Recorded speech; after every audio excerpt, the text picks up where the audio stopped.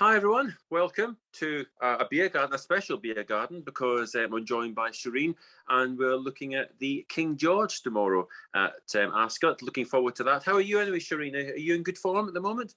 Yes, I'm quite good. Just having a few days of my holiday after the summer break for the Hong Kong racing. But we are going to have quite a busy summer holiday in Hong Kong because in a number of total 12 race meetings, we will be watching from Hong Kong, including the overseas races featuring UK and France and also Singapore and Germany as well. So I'm really looking forward to the summer holiday this year.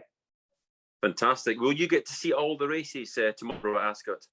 Yes, right. All the 7 races in Ascot will be watching from Hong Kong. So we can see some good horses over there. Quite looking forward to that. Fantastic. Well, hopefully between the two of us, we can get winners in all 5 races. That would be nice, wouldn't it? We'll start with race 1. It's the Princess Margaret Keeneland Stakes over 6 furlongs or 1,200 metres. And it's a Group 3 race, a tricky race. It's all fillies, 2-year-old juvenile horses. Who do you like in this race, Shireen? Yeah, in this race, I will be quite looking forward to number 5, Le Sous. This Silk, I think that most of the Hong Kong racing fans are quite familiar with this owner because he is from Hong Kong. He also owns some great horses in Hong Kong as well. So Le Sous is having a good form in his juvenile year, having 2 winners and 1/3 from his 3 starts. Last time I will see her beaten by Marv in the Duchess of Cambridge Stakes. I think that it also show that she has the class here. But before that race, she was a listed winner. So I think that Le Sous is definitely having the class. So the current favorites, Le Sous will be my pick here. But I would also like to mention 2 fillies sired by Expert Eye because I was a big fan of Expert Eye years ago. So there are Royal Charter number 9 in this field and also number 8 Palm Lily. Both fillies were sired by Expert Eye. And I think that maybe Royal Charter this time, Tom Marquand takes the ride. I will also be quite looking forward to her as well. But my first pick here will be number 5, Le Sous. So Shireen goes for number 5, Le Sous. Did you watch his last race? She was quite unlucky to be beaten. She was dragged over the course a little bit, wasn't she? She was carried to her, I think it was her left, if I remember correctly, and possibly a little unfortunate. Well, it's a tricky race. I ended up going for Minnetonka. I thought just as an each-way alternative, because she was very impressive on her debut at Salisbury. She won by 7 lengths, and then she was made favourite in her next race at Newmarket, and she was rather put in her place that day. She was only 5th and beaten by Le Sous. But interesting that Ryan Moore rides the filly for the first time. And I just sometimes, you know how they can run very well on debut and then maybe put in a lesser effort next time. But I did like that first run. I thought it was really, really interesting. And there's lots of interesting horses in here. A few, as you say, Royal Charter and Palm Lily, nice horses that won on debut. And also the likes of Quinta and Glen Laurel, trained by Kevin Ryan. So there we go. Shireen goes for number 5, Le Sous, and I'll go for number 6, Minnetonka, hoping to bounce back from a rather modest effort last time. The next race on the card, cracking card, isn't it? The next race is the Longines Valiant Stakes over Group 3, open to fillies and mares, and it's about a mile, 7 furlongs, 213 yards. Who do you like here? Yeah, here I will select number 7, Oscula, as my first pick because last year we still remember that we also watched her race at Royal Ascot last year. He went 3rd in the Albany Stake. At that time, the ground was heavy. And then after that, Oscula went to France to win a Group 2 over there. At that time, the ground was soft. I thought that she is a filly that loved the soft ground very much. However, this year, she improved a lot and we see her to won over the good to firm ground. So recently, maybe tomorrow in UK, the weather will still be quite sunny and the ground will maybe good to firm. It is also quite suitable for Oscula because she already proved herself also suitable over this ground. And earlier in earlier in June, we saw her to win a listed race at Carlisle. At that time, she stayed wide without cover and still won easily by two lengths. And it was quite impressive. This time, William Buick will still be on board Oscula. I think that maybe breaking from gate 8, which will be quite a good draw for her. So hopefully, Oscula can show some good performance tomorrow. And I would also like to mention number 1 November. He is the Germany 1000 Guineas winner last year, and then she already have some good experience in UK and in France. And this time, over a mile with the turn may be more suitable for her, because the mile over the straight course will be quite tough for her. But with a turn, she will perform better, I believe. So in race 2, my first pick will be number 7, Oscula. I will be very looking forward to her performance. So Oscar is your selection. Quite an experienced filly as well. 15 runs already, a winner 4 times. Well, I'm being rather predictable here, but I went for Zanbak, a horse that was very unlucky last time, or fairly unlucky. He beat 26 rivals. He was just beaten by 1 in the Sandringham. So an unlucky horse there, made a lot of ground up there from the back. I think this is probably I think my idea of the winner. As I say, was beaten by Heredia the last time at Royal Ascot in a race that's working out quite nicely. And I think being drawn on the rail in gate 1 will be fine. I think there'll be some good pace on as well, the likes of November that you mentioned as well. Not sure if November will maybe appreciate slightly softer ground, but an interesting horse, and he didn't run badly last time when he came over to Ascot as well. He was a good 4th that day. So an interesting horse there, and Jumbly as well, an interesting filly who took in the German 1000 Guineas last time at Dusseldorf. Didn't get the best of runs that day. It certainly wasn't the difference between winning and losing. And maybe another horse that might prefer slightly softer ground. I'm not sure. But anyway, I shall go for Zanbak. Hopefully that... I'm not... She's a short price, and I think she's the most likely winner, but I think it's the kind of race that looks quite trappy. And, you know, I wouldn't be surprised if something came along, like maybe even Kind Gesture, who happens to be Zanbak's stablemate, and interesting after back-to-back wins. But Shireen is going for Oscula, the experienced Oscula, ridden by William Buick. That's number 7. And I shall go for the favourite. I don't like picking favourites, but sometimes you have to. I'll pick number 9, and that is Zanbak. Now, we come to a race where you really can't afford to take a chance here, because it's a wide open race, 22 runners. It's the Moët and Chandon International Stakes, Heritage Handicap over 1,400 metres or 7 furlongs. Who do you like here? Yeah, such a big field here. It is quite a good chance for us to look for some outsider. Actually, I was struggling between number 8, Bless Him, and number 11, Fresh, but I eventually go for number 11, Fresh, because I really respect his Ascot form. He performed quite well over this race course, and this time I'm just a bit concerned about his draw, because gates 12 may be in the middle of the gates. I hope that here Fresh will show some fast enough gate speed here, and then switch to the near side would be a great running tactic. So Fresh, he performed quite well in Ascot, and however, my second pick, number 8, Bless Him, he always surprised you over 1,400 meters, so I won't underestimate him. But yes, it is quite a wide open race with a huge field, so I will go looking for an outsider, maybe number 11, Fresh, having quite a good value. So number 11, Fresh for me. So number 11, Fresh, and also a little look at Bless Him as well, who won the Boundary Cup last time. But Fresh, nice horse, ridden by Daniel Tudhope, and yes, drawn 12, kind of in the centre. But I think that'll be okay. And if he, as you say, if he gravitates over to the stand side, I think he has an excellent chance.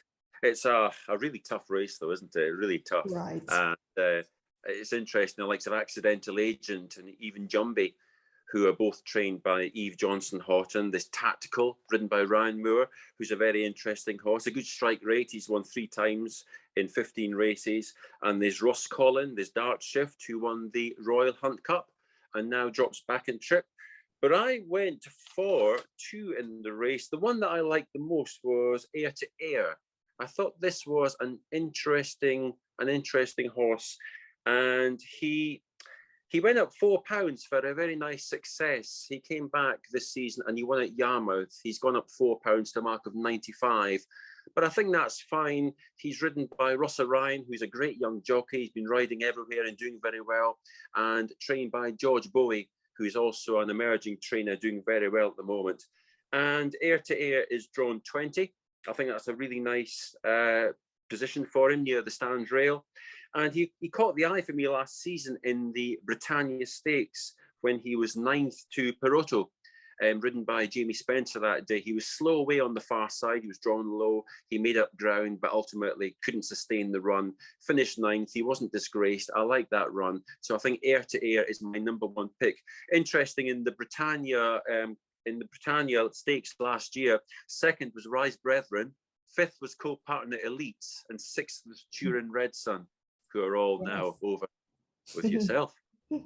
And the second horse I like in this race is Star of Orion, which I thought was interesting, trained by Rafe Beckett, ridden by Rob Hornby. And he has to reverse form with a few of these last time. You have to forgive his run in the Burnbury Cup at HQ at Newmarket. Bless him was first, Ropey Guest second, Jumbie third, and Star of Orion was drawn on the far side. He never got into the race. He was only 14th.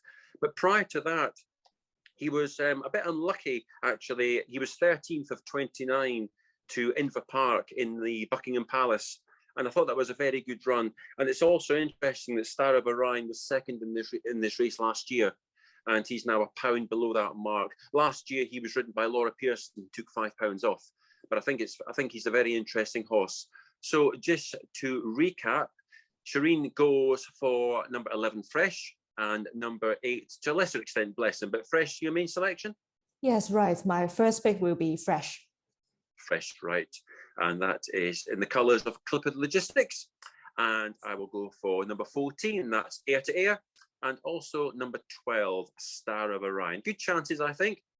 And now we come to the highlight of the card. It's race 4, the King George, to give it its full title, the King George VI, the Queen Elizabeth Kipco Stakes, bit of a mouthful, over 12 furlongs or 2,400 metres. Thought this was a really difficult race. Hard to rule any out. Who did you like?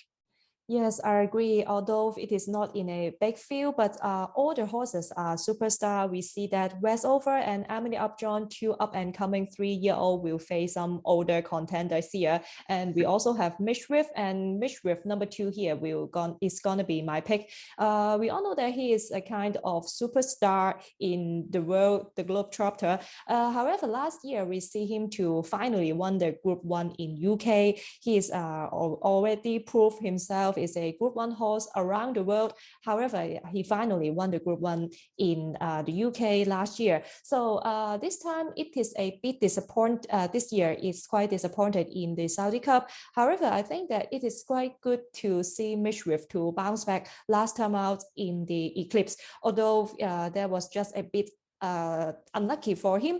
He was just beaten by Vendale, but by a short margin. But this time it is quite interesting to see that James Doyle takes the ride, and I believe that Mishriff this year at 5-year-old, he is still very competitive. So here, I think that maybe facing some younger rivals, the up-and-coming 3-year-olds, Mishriff is still able to show his class here. So I think this year's King George, Mishriff is having quite a good chance to win his and other Group 1 in UK. So number 2, Mishriff for me. So Shireen goes for number 2, Mishriff, and it's taken 4 races, but we finally agree. So I like Mishriff as well. Very good chance. I think it's such a tricky race. I think Westover was so impressive last time.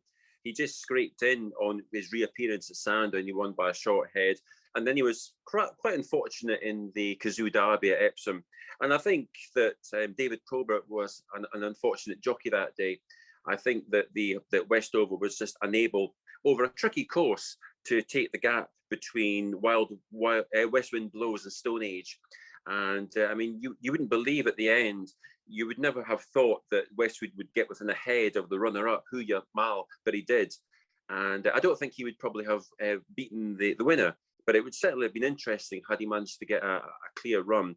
And then, of course, he made no mistake under Colin Keane in the Dubai duty-free Irish Derby, where he ran out an impressive 7th length winner. And of course, another 3-year-old with good form is Emily Upjohn, a filly who was unlucky to lose her unbeaten record in the Kazoo Oaks, and beaten on the nod in that race by Tuesday. Tuesday well beaten in the Irish Derby by Westover. But yes, back to Mishriff. I just think he's a really nice horse. He's 5 years old. He's, of course, conceding weight, but he's such a globe-trotting animal, isn't he? He's an impressive strike rate. He's won 7 from 16. He's won in France, Saudi Arabia, Dubai. And as you say, he was back to something like his best last time when he was very unlucky behind Videni. And Videni was a 5-length winner of the Qatar Prix du Jockey Club at Chantilly. So, and Westover, you could argue he hasn't really faced that kind of competition yet. And Mishriff, of course, was 2nd last year as well. And some people point out that Mishriff, maybe this isn't his best trip. But of course, he won the Dubai Shima Classic last season over this distance as well. And of course, he beat Chronogenesis and Loves Only You, of course, who won at Shattin. So we both agree then in a very tricky race, but to be honest, it wouldn't really surprise me if there was a massive shock here. I mean, even Torquato Tasso, who I think would probably prefer slightly easier ground, is still a very interesting horse. And even the likes of Broome and Pile Driver, good horses in their own right. But hopefully, we've got the winner in Mishriff. So we come to the final race that we look at, which is the 4:10. It's the Flexnet Stakes. It's a listed race over 7 furlongs, 1,400 metres. Another tough race. It's a small field, only 5 go to post. But who did you like here? Yes, small field, but quite tough. The current favorite is number 4, Naval Power. He is unbeaten, 2 from 2 over 1,400 meters. And I think he will be my pick here because his unbeaten form, I always have some fantasy over the horses being unbeaten. So Naval Crown here already proved himself 1,400 meters over the strict course is not a big problem for him. So I will be quite looking forward to him. But another horse here, number 2, Finn's Charm, I will also be quite hopefully he can run well, because last time out in the Royal Ascot, it is a bit disappointed, but that is a good chance for him to gain some experience to race over the strict course over here. You know, the strict course at Ascot is not easy for some horses to handle because there are some uphills and downhills. So maybe the horses need a bit more longer distance abilities to handle the course here. But Finn's Charm already have the experience here. That is one of his big advantage. So with Frankie Dettori on board, he can, I believe he can improve. But here I will still give my vote to the unbeaten one. So number 4, Naval Power for me. And also maybe it is not a big field here. So maybe my betting suggestion here will be the forecast run for number 4, Naval Power winning. And then number 2, Finn's Charm finishing 2nd. So according to my order, number 4 and number 2 here for me. So Shireen, number 4, Naval Power, number 2, Finn's Charm. Well, you've said everything because that's how I think as well. Yeah, the same. I think so. I think Naval Power, a nice horse by Godolphin, 2 from 2, a winner at Yarmouth and then latterly at Leicester, and William Buick on board. But as you say, Finn's Charm, an interesting horse too, an easy winner on his 2nd start, and then he was 4th of 13 in the Chesham Stakes, and Frankie Dettori takes over from poor Joe Fanning, who is injured at the moment. A few other horses, a couple of other horses, Bajan Band, a debut winner at Salisbury, but they finished in a heap. There was less than 2 lengths covering the first 6 that day, so it maybe casts a slight doubt on the form. But Richard Hannon, you can never really count a Richard Hannon horse out, ridden by Kieran Fallon. But yes, we're in agreement in the final race. We look at the 4:10 Naval Power, and it's a good forecast, isn't it? Possible Naval Power with Finn's Charm to chase him home. One thing about this, Shireen, I always find when we're doing the Hong Kong preview, it's so easy just to not have to worry about the male and female of a horse. Unless it's Lucky Mary, then you know they're all geldings. Whereas here, you're always having to get your he's and she's correct. But I think we managed. Yes. So I think hopefully we've got a few winners tomorrow. I like the chance of Mishriff. We're in agreement there. We're also in agreement in the 5th race. So hopefully we can have a few winners. Thanks very much. It's been really nice. It's nice to keep doing this before they maybe do something else before then, possibly at Goodwood or something before they before return at on the 11th, I believe, of September at is it Happy Valley or Shattin? Where do we start? The open day will be at Shattin. Yeah. Great stuff. Yes. Well, I'm sure I'll see you before then. But good luck on whatever you select tomorrow, and I hope you enjoy the day. Goodbye from us. Thank you very much.